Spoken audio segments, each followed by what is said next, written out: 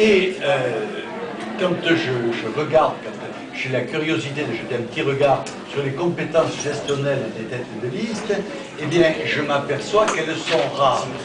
Le président sortant, qui est là depuis 2 mandats, a à son actif le fait qu'il a multiplié par 3 la fiscalité régionale. Certes, c'est un titre de gloire tout à fait remarquable, mais qui ne correspond pas forcément à ce qu'attendent les Provençaux, qui, à mon avis, préféreraient qu'on arrête de les pressurer, comme le fait déjà l'État, comme le fait déjà le département, comme le font déjà les communes. D'autant que ce président-là n'a rien fait de plus en multipliant la fiscalité par 3 que ce qu'avait fait son prédécesseur. Donc, passe l'argent de contribuable. Et que, ayant quelques compétences dans la gestion, je conçois qu'on puisse les mettre à disposition de la grande collectivité qu'est le Conseil régional. Bon. Pour aller vite, je rappellerai que la collectivité que je gère depuis 15 ans maintenant a été classée au 2e rang comme la collectivité la mieux gérée par Challenge au niveau national, que nous baissons tous les ans les impôts. En 15 ans, nous avons baissé la fiscalité de 17%, mais dans le même temps, nous baissons aussi les emprunts, que nous avons ramenés de plus de 1500 euros par habitant à 80 euros par habitant cette année. Et dans le même temps, nous investissons 2 fois plus que les villes de la même sorte que nous. Donc gérer autrement, c'est possible.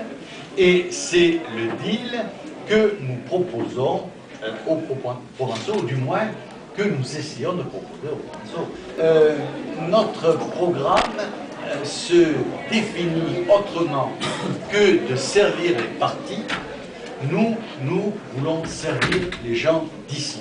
Et je rappelle à ce moment-là que je tiens toujours les engagements que je fais. En règle générale, les engagements électoraux que je tiens en dehors de la municipale sont remplis à la mi-mandat. Hein, et donc le reste est durable. Donc nous nous engageons autour de 3 grands axes, 3 grandes orientations. D'abord l'efficacité. Alors l'efficacité, on en a apporté la preuve à 2 niveaux, qui ne sont pas, dont l'un des niveaux n'est pas forcément une compétence municipale d'ailleurs, c'est la sécurité. La sécurité est une compétence d'État, mais l'État n'arrivant plus à assumer cette compétence-là, il se repose sur les municipalités, et j'ai eu le plaisir de constater que la presse nous décernait à la ville d'Orange comme étant la ville où la sécurité est la plus grande du Vaucluse. Et j'ajoute que notre petite sœur Bolène marche sur les mêmes pas, puisque la baisse de l'insécurité sur Bolène est tout aussi importante que la baisse de sécurité sur Orange. Et en matière de gestion, je l'ai évoqué tout à l'heure, là aussi, nous avons apporté la preuve que nous faisions ce que nous disions, même si c'est un petit peu gênant pour l'ensemble de nos adversaires. En ce qui concerne le développement économique, qui est également une compétence de la région, nous voulons opposer, et nous opposerons, si Dieu et les citoyens le veulent, à la mondialisation qui détruit, la relocalisation qui protège.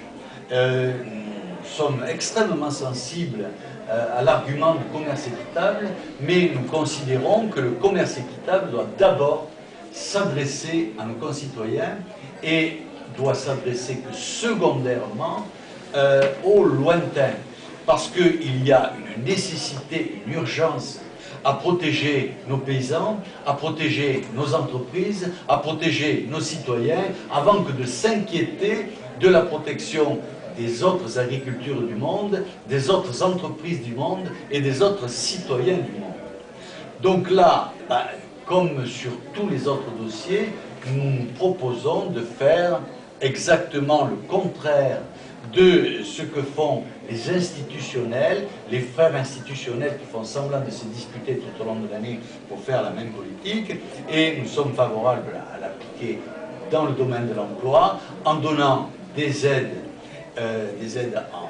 sur tous les plans légaux au développement de l'agriculture paysanne, de l'agriculture écologique et de l'agriculture tout court provençale. Et nous considérons qu'il vaut mieux aider les productions provençales que, comme on le fait depuis 25 ans, aider la tomate du Maroc et les cultures légumières du Maroc. Donc ça, c'est en matière de développement économique. Et puis le troisième point, c'est le développement de l'identité. Je pense qu'on donnera notre premier journal de campagne évoque tout ça. C'est le développement de l'identité. La majorité provençale actuelle, comme la majorité provençale d'hier, dépensait beaucoup d'argent pour le financement d'associations d'enfermement culturel étranger, voire d'enfermement religieux étranger. Nous sommes tout à fait hostiles à ces financements-là, qui sont d'ailleurs contraires aux lois qui ont présidé à l'institution du plan État-ville, qui étaient initialement des plans d'intégration et qui sont devenus des plans de désintégration. Or, les élus ne sont pas là pour se faire plaisir à leurs amis, ils sont là pour défendre le bien commun, défendre l'intérêt commun, et un élu qui ne défend pas le bien commun, l'intérêt commun, est un nuisible. Alors voilà, c'est la trame. Maintenant, c'est bien volontiers que je répondrai, que nous répondrons d'ailleurs aussi longuement qu'on pourrait souhaiter à toutes les questions qu'il pourrait y avoir une. Et vous, quelles sont vos propositions concrètes? Sur les problèmes de transport, il n'y aura pas de transport public utile, ça vous pouvez l'écrire, ça c'est en lettres d'or, il n'y aura pas de transport public utile tant que dans les transports publics, il n'y aura pas de sécurité. Transport public sans sécurité égale gaspillage d'argent. Donc, on ne peut parler de transport public que s'il y a une sécurité la plus importante possible dans le transport public. Et là-dessus, notre positionnement est fort. Nous mettrons tous les moyens qu'il faut pour qu'il y ait le maximum de sécurité dans le transport public. Et je crois que dans ce domaine de la sécurité, il faut aller beaucoup plus loin que ce que l'on est allé jusqu'à maintenant, en s'appuyant sur les résultats positifs que l'on a mis en exergue en début de conférence. Dans le cadre de la RATP à Paris, on a des fonctionnaires qui sont assermentés, armés, entraînés. C'est une des brigades les plus efficaces de France. Il y a une police de la RATP à l'échelle régionale, puisque la région participe au financement et à un partenariat direct avec les SNCF. On peut tout à fait imaginer, c'est ce que nous proposons dans notre programme, la création d'une brigade régionale des transports qui serait dotée du même entraînement, du même matériel et des mêmes objectifs clairs que la police de la RATP. Et c'est très simple pour nous, c'est rétablir la sécurité dans les transports. Comme le disait Jacques, on ne peut pas demander aux gens de laisser leur voiture à la maison si quand ils prennent le train en soirée, ils ont une chance sur deux de se faire agresser, de se faire voler. Entre Marseille, la brigade régionale des transports, vous l'aurez dans notre plaquette, dans le programme, calqué sur le modèle de la police de la RATP. Sur le domaine transport, il est quand même dramatique de voir qu'en France, le transport fluvial marche aussi peu que ce qui marche. Alors certes, il rapporte peut-être moins à l'État que les autoroutes, mais il est bien évident que dans un monde moderne, on doit développer le transport fluvial de la même manière qu'on doit développer le ferroutage. Quand nous étions dans la majorité au Conseil régional, on avait lancé le canal Rhône-Rhin, qui depuis s'est évanoui dans la nature, d'ailleurs sous la pression des Verts, ce qui est assez remarquable. Il est bien évident que nous restons favorables au développement du transport fluvial et que nous restons favorables au ferroutage.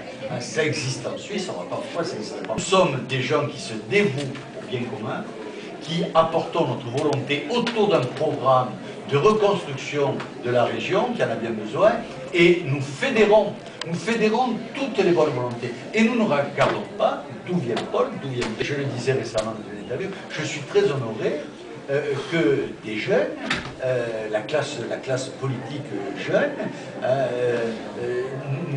nous ait sollicité pour venir travailler avec nous. J'en suis très fier, je t'ai pas salué, j'en suis très fier et on les accueille à bras ouverts. Dont on s'inspire. Et Orange travaille à son jumelage avec une ville de la Lègue. Voilà, et c'est effectivement, la Ligue du Nord, c'est l'exemple d'une réussite rapide, partant de la base, puisque c'est pas effectivement, comme on a pu le voir dans d'autres mouvements, la conquête de la présidentielle et de l'Élysée, et puis rien d'autre. La Ligue du Nord, c'est avant tout des milliers de communes, des provinces, et ensuite une réussite nationale, puisque quand même les ministres de la Ligue du Nord sont les ministres les plus populaires. Dans les baromètres en Italie, ce sont les ministres les plus populaires, avec notamment Roberto Maroni, qui est le ministre de l'Intérieur quand même. Les portefeuilles ministériels de la Ligue du Nord, c'est pas des obscurs secrétariats d'État au sport, par exemple. C'est l'agriculture, la réforme fédérale, l'intérieur. Voilà, ça, c'est le ministère de la Lega. Donc, effectivement, c'est un modèle d'intransigeance et en même temps d'efficacité politique.